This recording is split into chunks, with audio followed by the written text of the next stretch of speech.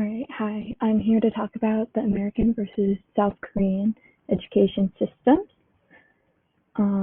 So the five characteristics that I'm going to compare are the school calendar and common schedules, like daily schedules, subjects in the primary schools, learning a second language, teacher requirements, and funding for education.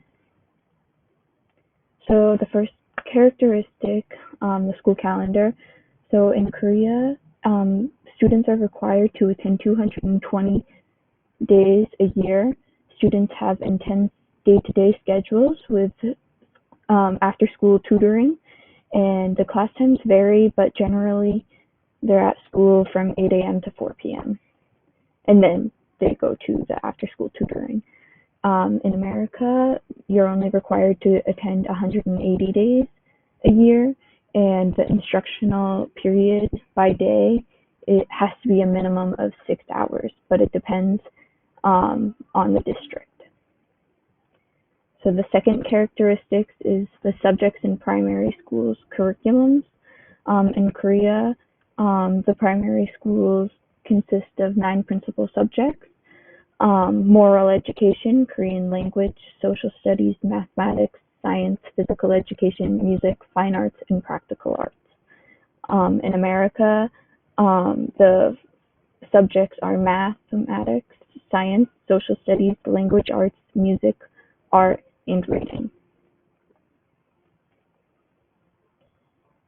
The third characteristic is learning a second language. In Korea, students start learning English as a second language starting in third grade. Usually when they're still in primary school, they just focus on the oral side of learning, and then in middle and high school, they learn the grammar. In America, students aren't actually required to learn a second language. In high schools, they usually offer 2 or more years of another language, but only 10 states require it for college-bound students. The fourth characteristic is teacher requirements. In Korea, teachers and principals rotate every 5 years off of a lottery system, so they can't stay in the same school.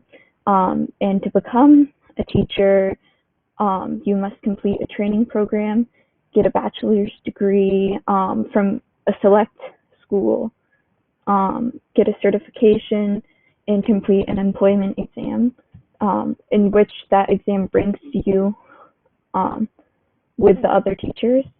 And each teacher has to have a subject major.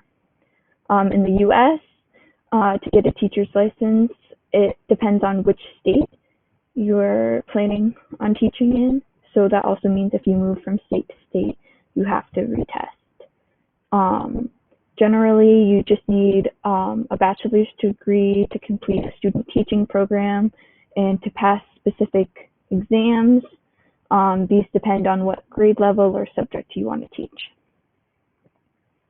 The fifth characteristic is funding for education. In Korea, education is funded mainly by the Ministry of Education, but the rest of the funding comes from admission and tuition fees. In South Korea, only primary and middle schools are free, so you have to pay for high school. Private schools in Korea get public funding, so they don't charge fees in lower levels, but upper levels can charge fees, but they can't be more expensive than the public schools.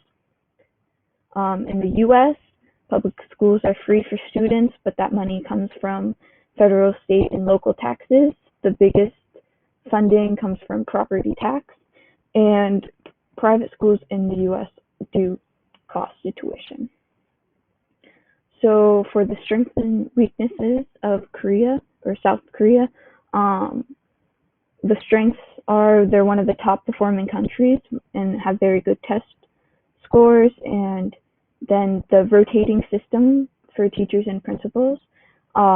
This allows students to get a diverse section of teachers, and you also have a lot of yearly exams or evaluations, sorry, for teachers in schools. And then weaknesses, there's high suicide rates in teens, mostly for academic reasons.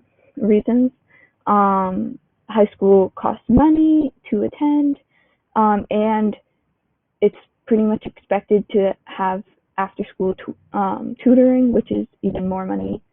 And then there's a lot of stress from academic performance, and it's known to cause relationship strains with your parents. For America, the strengths, it's kind of hard to find some strengths for the U.S. education system because it's often criticized for everything bad about it, but they have developed a good system for special education and the special needs students, and that U.S. public schools are free for anyone to attend, so like it's equal rights to education, no matter your social class. Weaknesses, as a country, our test scores don't perform very well in comparison to other countries. And another weakness is the school safety. There's been a lot of concern over the years about school shootings, and it's like become a common fear for students and teachers. And we have to run drills in schools now, and the schools are also overcrowded.